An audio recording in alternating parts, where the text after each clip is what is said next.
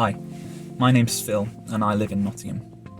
And last month I lost my keys. Now I'm sure that your initial reaction to that statement isn't one of sympathy, but I'm not usually a forgetful person, so losing my keys really played on my mind.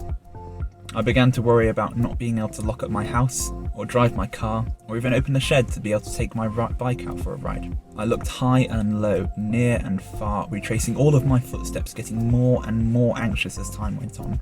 I wanted to give up and accept the fact that I wasn't going to find them again. Now I'm sure you've worked out by now that there's a happy ending. I eventually found them, tucked away in the depth of my bag. There they were. Felt so much relief and celebrated not having to buy new copies of my key. I wonder, have you ever experienced the same thing? Losing something of great importance to you and spending a long time trying to find it. How did you feel? Was it stressful? Were you worried? What did you do when you found it? Now Jesus tells us a parable in the Bible of how God searches for us too. And he doesn't give up like I almost did when I found my keys. He doesn't leave us lost or abandoned, but he actively searches us out through his son Jesus.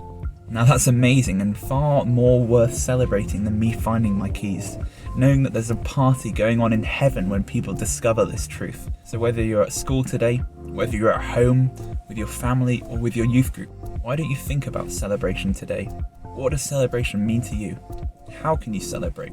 Now this year's been really tricky, and I know that we've all found it difficult to celebrate when there's so much sadness going on around us. But the amazing thing is that God celebrates over us even when we don't feel like celebrating, or even when we don't know that there's something to celebrate.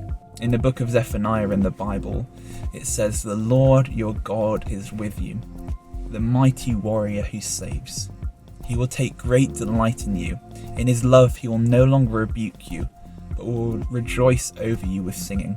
This is amazing. God rejoices over us. He celebrates when we look to him, when we focus on him, when we give him our struggles, our anxieties. He delights in us and celebrates with us. Now celebration doesn't need to be a big party. At the moment it literally couldn't be a big party, but it could mean saying thank you to someone. It could mean going on a walk and praising God for all of nature. It could mean lighting some candles and talking about your favourite moments over the last year with your family. So today, why don't you think about celebration?